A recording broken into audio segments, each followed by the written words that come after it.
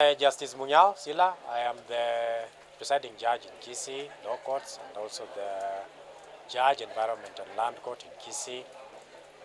Today we have an open day and also a tree planting day, not just in Kisii but countrywide for the Environment and Land Court. The purpose of the function is to sensitize the public.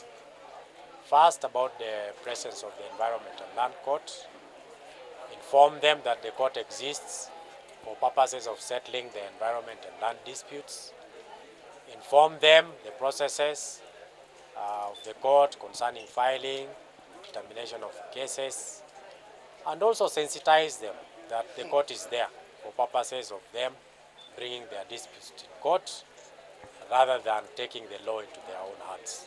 So that is why we had an open day for today, countrywide, in respect of the Environment and Land Court.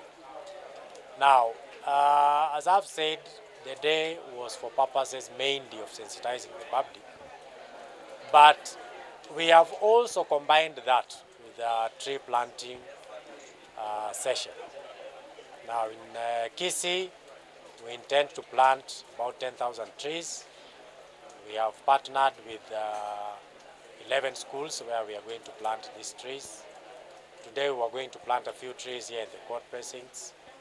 And in the course of the next 2 weeks, we will embark on planting the rest of the trees, and we believe that by that time we'll have reached our target of 10,000 trees. We of course have quite a number of cases in the Environment and Land Court. It is a court formed after the Constitution of 2010 for purposes of determining disputes related to the land and environment.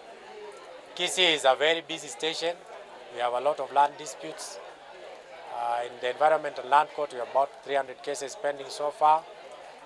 Some are old. We have inherited a big backlog, but we are in the process of clearing it.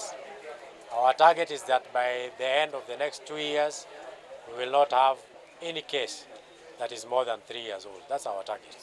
And we believe that we are on course in attaining that target.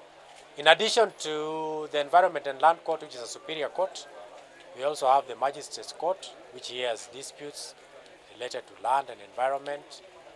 They hear disputes of such cases whose value is not beyond 20 million.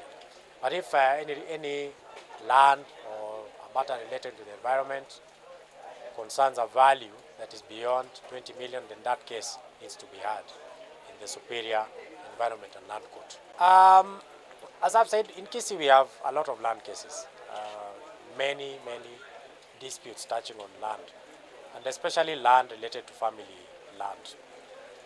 That in fact is the bulk of our cases on land. We are trying our best to determine these cases. As I've said, we have cleared a lot of the old cases, and we believe that in the next 3 or so years we'll have cleared all the backlog cases so that we'll be dealing only with currently filed cases. But we also want to encourage the public and to inform them that it's not always that they must have their disputes resolved in court. We also have alternative ways of resolving disputes. And this works very well for land disputes, and especially those related to families. We have alternative dispute resolution mechanisms. That means resolving disputes outside the court. We have mediation. That means that instead of the parties having a judge determine the case, they can go before an independent mediator who can help them resolve the dispute themselves. We also have alternative justice system. That is a program where people can have their disputes resolved within their communities in the village. Here in Kisii, we are planning to roll out the AJS system, most likely in the next 1 month or so. We have partnered with the Council of Elders in Kisii, who are amenable to creating panels in the village where the public can access and have their disputes resolved at that level. But even without those, people can also just talk. You know, you can just have a discussion with the person that you are disputing with. And that discussion may very well come up with a solution so that you do not need to come to court. The court is not there to resolve everything. We encourage the public also to try and resolve their disputes at home and in the villages and in the communities where they are. My name is Nyambati Gideon. I stand in as the chair for RSK Southwest Branch.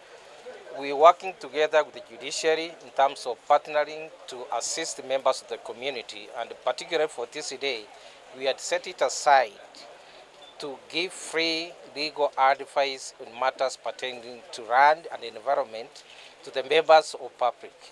Occasionally, we do legal awareness week, normally in the month of November, where we also give free legal services. But notwithstanding even that, we have secretariat where I sit on every Friday to give free legal services to members of public who may not be able to afford paying for the advocate fees. So whatever we're doing today is a partnership to assist members of public and even to inform them of what is happening across the country.